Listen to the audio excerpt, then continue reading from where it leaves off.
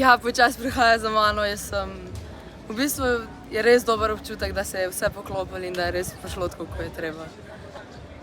Definitivno je bila adrenalinska, sploh potem, ker sem mogla ponavljati čez ta vrata. In pol sem sam dala vse od sebe in sem šla na polno, kar sem imela v sebi in bilo je dost. Ja, proga je bila težka, definitivno. Že sama Bratislava je težka.